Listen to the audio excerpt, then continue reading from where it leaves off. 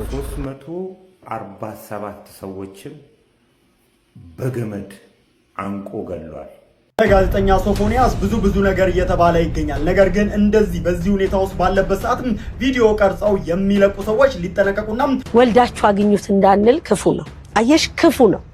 አንተም ቤት ደርሶ እየው መርከብ ሙሉ ነዳጅ ለኬንያ ነጋዴዎች የሸጣችሁ ሚኒስተሮች ለመዋረድ ተዘጋጁ ስትል ታያር ሹፌር እንደዚህ መከራ ያይ ጥይት አሁን ያለው ግጥሚያው ከጨለማው መንግስት ጋር ነው። ይሄ ሰው ፋይት እያደረገ ያለ 3000 ክፍለ ዘመን የዘለቀ ደም ሲጠጣ የከበረ መንፈስ አያችሁ። ከሰኞ በኋላ ህጋዊ መንግስት የላትም ኢትዮጵያ እስከ መስከረም የመጨረሻው ሰኞ ድረስ። አትሌቷ ቤተክርስቲያን አስገነባች። We're commanded to terrorize the disbelievers and this is a religion like I said. እኔ በፊት ምን ይመስለኝ ነበር መሪን ያጣ ነው ብል ነበር። በጣም ብዙ ጊዜ ነው መሪ ያጣን ስል አሁን ደግሞ ህዝብ አጣው። ህዝብ ነው የጠፋው እንጂ መሪስ ነበር የሚል እኔ እድሜ ባይሰጠ እንደዚህ ነበር። እናቴ የምትላለች ሰው እስኪጠላህ ድረስ እድሜ አይሰጥህ። ይሄን ከምሰማ እድሜ ባይሰጠ ይመርጥ ነበር። ሳይኮፋንሲ ምን አይነት ደረጃ ላይ እንደደረሰ መሪን ለማድነቅ ብለህ ህዝብ ነው የጠፋው እንጂ በላይቭ ቲቪ ጠቅላይ ሚኒስትር ጽሕፈት ቤት ውስጥ ተቀምጦ አንተ ሰው አሁን ሳየው መሪ ሳለን ካሁን በፊት መሪ ነበር የጠፋው አሁን ህዝብ ነው የጠፋው። ህዝብ ፍለጋ መኳል መርከብ ሙሉ ነዳጅ ለኬንያ ነጋዴዎች የሸጣችሁ ሚኒስተሮች ለመዋረድ ተዘጋጁ ስትል በረከት ገበሬ ጠንከር ያለ ማስጠንቀቂያ አስተላለፈች። ኢትዮጵያ ውስጥ ከ85 በላይ የሆነው እስረኛ ያለ ጥፋቱን የታሰረው በማለት በረከት ወርቁ ወይም በረከት ገበሬ የገለጸች ሲሆን አክላም በእስር ላይ በነበረችበት ወቅት የደረሰባትን የሰብአዊ መብት ጥሰትና የፍትህ መጓደል በተመለከተ በቂ ሕክምና እንዳታገኝ መከልከሏን የሕክምና ባለሙያዎች ለማከም ቢፈልጉ እንኳን በሆስፒታል ውስጥ ምንም አይነት መድኃኒት እንዳልነበረም ገልጻለች። የቴዲ አፍሮ ማናጀር በሰላም ከተኛችበት ሆቴል ተይዛ ከእጇ ምንም ነገር ሳይገኝ ህገወጥ የጦር መሳሪያ ዝውውርና አደንዛዥ እጽ ተብላ ተከሰሰች። ታዲያ ፍርድ ቤቱ ማስረጃ ስለሌላችሁ ልቀቋት ቢልም ፖሊስ ግን አንለቅም ምን ታመጣላችሁ በሚል የህግ የበላይነትን እንደጣሰም ገልጻለች። በአሁኑ ወቅት ጉዳዩ በአየርላንድ የሰብአዊ መብት ተሟጋቾችና በምክትል ጠቅላይ ሚኒስተር ቢሮ እየታየ መሆኑን የጠቆመችው ሲሆን ጉዳዩ ወደ ዓለም አቀፍ ፍርድ ቤት ሊያመራ እንደሚችልና በእጁ ያሉትን ጠንከር ያሉ ማስረጃዎችን ለዓለም አቀፍ ጋዜጠኞች አሳልፋ እንደምትሰጥም አስታውቃለች። በመጨረሻ መርከብ ሙሉ ነዳጅ ለኬንያ ነጋዴዎች የሸጣችሁ ሚኒስተሮች ለመዋረድ ተዘጋጁ፣ በእኔ ላይ ጥይታችሁን ጨርሳችኋል ስትልም ጠንከር ያለ ማስጠንቀቂያዋንም አስተላልፋለች። ለወቅታዊና አዳዲስ መረጃዎች እናት መረጃን ላይክ ፎሎ ያድርጉ። አትሌቷ ቤተክርስቲያን አስገነባች።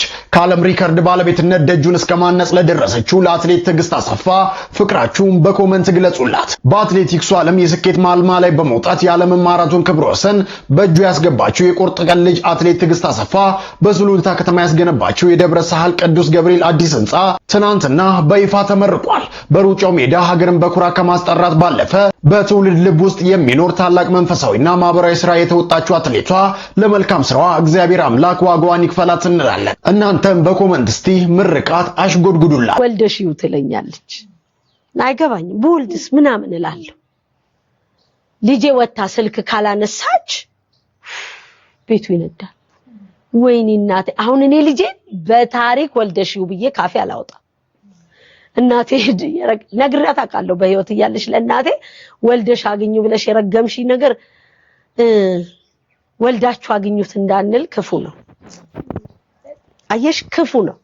አንተም ቤት ደርሶ እየው አዝናለሁ። ከልቤ ነው የምልሽ። አንዳንዴ ንሽጥ ያረጋኝና ግን አዝናለሁ። ወልደው የሚባል አይደለም።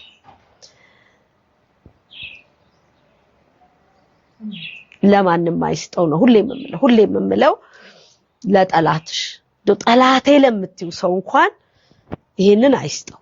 ስለዚህ ብናስብ እንደባለ አእምሮ ሰው እኛ ቤት እንዲያንኳኳ እድል ባንሰጥ ፈራጅ ባንሆን ከተፈቀደልኝ አንድ ልጨምር። ፍየልና ነብር አብረው ሄዱ ነበር አሉ እና ቃለ መሐላ ነበራቸው ላይበላሉ ላይነካኩ። ከዛ እንግዲህ ነብሩ ቋመጠ መሰለኝ እና ፍየሊት አላት አቤት እንደው እኔ የምልሽ ቃለ መሐላ ያፈረሰ ሰው ምን ይሆናል ይላታል። በልጁ ያገኘዋል ትለዋለች። ሲያስበው በልጄ ከሆነ የራሱ ጉዳይ ይላል። እና አለፍ ስትል ከኋላዋ ዘሎ ሊይዛት ሲል ለካ የቆመ እንጨት ነበር ሆድቃው ውስጥ ተሰነቀረ። ምን ነው ፍየሊት በልጁ ነው የሚደርሰው አላልሽኝም ወይ ሲላት አባትህ ያረጋውን ምን አውቄ አለችው። እና ዛሬ ለዘራችን የሚተርፍ ክፉ ነገር ባናረግ እንደ ሀገር ተያይዘን እንዳንጠፋፋ ክፉ ነገር ባናረግ በጎ ማሰብ ብንችል በበጎ እንዴት አግዘን እናውጣ ብንል ነገኛም ከተጠያቂነት እንድናለን። ተመልከቱት የአብይ አህመድ ነብይ ምን እንደሚል የ3000 ዓመት ታሪክን በተመለከተ አንድ ያየሁት ራእይ ላይ እንጸልያለን። ለሊት ያየሁት አንድ ራእይ አለና ስለ ፕራይም ሚኒስተር ዶክተር አብይ እንጸልያለን። ሰው የለውም ብቻውን ያለ ሰው ሞት የተደገሰለት ሰው ነው። ለሊት ላይ ሊያወራ የሚፈልግ ሰው እንኳን እንደሌለው ጌታ ተናገረ። ውስጡ ያለውን ሸክም አውጥቶ ልናገር የሚፈልገው ሰው አቶ ሲንከራተት አየው። ፊቱ ኋላው ጥይት ነው ያለው። ለዚህ ሰው እስቲ ዛሬ የኛን ጉዳይ እንተውና ለዚህ ሰው መማለድ መቃተት። ይሄ ሰው 120 ሚሊዮን ህዝብ ተሸክሞ ነው ያለው። አሁን ያለው ግጥሚያው ከጨለማው መንግስት ጋር ነው። ይሄ ሰው ፋይት እያደረገ ያለው 3000 ክፍለ ዘመን የዘለቀ ደም ሲጠጣ የከበረ መንፈስ። አያችሁ ሰምታችሁታል? ስንት ሺህ ክፍለ ዘመን 3000 ክፍለ ዘመን ደም ሲጠጣ የነበረ ይልሃል። አሁን ውጊያው ገባችሁ ከማጋ እንደሆነ ዮናታን የሚባለው ለሁለት ተሰበረ፣ አከተመለት፣ ተሰነጠቀ አለቱ ሲል ሰምታችሁታል።